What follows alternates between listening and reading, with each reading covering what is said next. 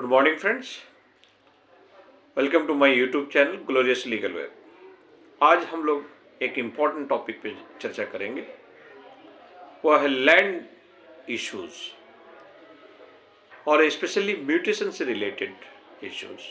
तो फ्रेंड्स, आप सब जानते हैं कि म्यूटेशन को कई नाम से जाना जाता है। कहीं कहीं इसको खारिज दाखिल कहा जाता है।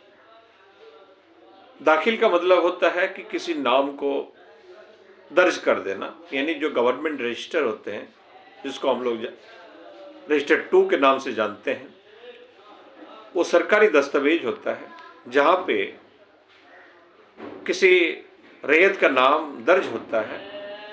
तो जिस रैयत का नाम दर्ज है उसको हटाना, इसको कहते हैं खारिज, और नया नाम को दर्ज करना, इसको कहते हैं दाखिल, खारिज दाखिल। इसी को अंग्रेजी में कहते हैं म्यूटेशन। यानी हिंदी में अगर कहेंगे, किसी नाम को स्थानांतरण करना, हटा देना और नया नाम को जोड़ देना सरकारी दस्तावेज। अब इस संदर्भ में यूजर्स के जो सवाल है कि सिर्फ सरकारी दस्तावेज में नाम रहना ही क्या किसी संपत्ति का मालिकाना हक दर्शाता है? अगर किसी व्यक्ति का कोई संपत्ति सरकारी दस्तावेज में दर्ज है और उनके वारिस जो है 4 या 5 हैं, लेकिन किसी एक व्यक्ति के पोजीशंस में वो प्रॉपर्टी है और ख़ासकर एग्रीकल्चर प्रॉपर्टी, और बाद में जाके वो क्या कहते हैं फैक्ट को छुपा करके अन्य वारिस को अपना हक न देते हुए अपने नाम पे पूरा म्यूटेशन करा लिया, तो क्या ये लीगल है? क्या ये कानूनी नज़रिए से सही माना जाएगा? तो कहने का तात्पर्य ये है कि सिर्फ नाम म्यूटेशंस रजिस्टर्स में, यानी हमारे जो सरकारी दस्तावेज में नाम रहने मात्र में मालिकाना हक हो जाना, ये कतई नहीं माना जाएगा।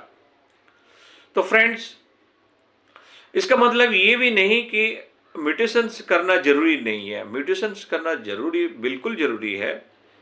ये करना पड़ेगा कि जब आप किसी प्रॉपर्टी को खरीदते हैं, आपके नाम पे रजिस्ट्री हो गया, रजिस्टर्ड डीड आ गया, तो पहले से जो इसके नाम रजिस्टर्ड में है सरकारी दस्तावेज में, उसको हटा करके आपका नाम दर्ज कराया जाए। अब हम लोग एग्जाम्पल के तौर पर समझने की कोशिश करें कि मान लिया जाए किसी संपत्ति किसी एक आदमी के नाम पे है, उनके 4 लड़के हैं, लेकिन उस संपत्ति की पोजीशंस किसी एक व्यक्ति के नाम पे है और वो जाके अपने सरकारी दफ्तर में बात को छुपा करके या अपने संपूर्ण कुर्सीनामा दाखिल ना करते हुए सिर्फ अपने आप को उस संपत्ति का हकदार बताते हुए अपने नाम पे पूरी संपत्ति को, यानी अगले और 3 भाई को बिना संपत्ति दिए हुए अपने नाम पे दर्ज करा लेते हैं, तो यह किसी भी तरीके से मालिकाना हक नहीं माना जाएगा। ऐसे म्यूटेशंस को चैलेंज किया जा सकता है और इस कानूनी लड़ाई में वो बाकी जो और 3 हिस्सेदार हैं वो अपना हक पा सकता है। इस संदर्भ में हमारे माननीय supreme court, honourable supreme courts का भी क्लियर व्यू है कि म्यूटेशंस में दर्ज नाम ये कतई नहीं दर्शाता कि उनके मालिकाना हक है। म्यूटेशंस में दर्ज नाम ये बताता है कि वो लगान या रेंट या होल्डिंग टैक्स ये देने के लिए वो जो बाध्य है, उनके नाम से वो टैक्स और रेंट कटा जाएगा। बाकी जिसके पास वैलिड डॉक्यूमेंट्स है, यानी जो हमारे ट्रांसफ़र ऑफ प्रॉपर्टी एक्ट्स का जो प्रोविजंस है कि आप अपना राइट, अपना स्वामित्व, अच्छे स्वामित्व किसी दूसरे को तभी ट्रांसफ़र कर सकते हैं जब आपके पास वो स्वामित्व रहे, अच्छा स्वामित्व रहे। अगर आपके पास वो अच्छा स्वामित्व नहीं रहे तो निश्चित रूप से आप किसी दूसरे को अच्छे स्वामित्व ट्रांसफ़र नहीं कर सकते हैं। फॉर द एग्जाम्पल, अगर आपने किसी चोरी का बाइक या गाड़ी ले लिया, चोरी किए हुए बाइक है, और किसी दूसरे को आप उसको बेचते हैं, तो डेफिनेटली आप उस बाइक या उस कार के मालिक नहीं हैं, इसलिए आप जो है अपना मालिकाना हक किसी दूसरे को अच्छे मालिकाना हक ट्रांसफ़र नहीं कर सकते।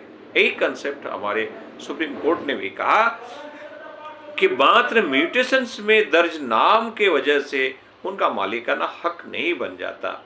और जहाँ तक प्रॉपर्टी की बात है तो डेफिनेटली यहाँ सक्सेशंस एक्ट का भी प्रोविजंस एप्लीकेबल होगा।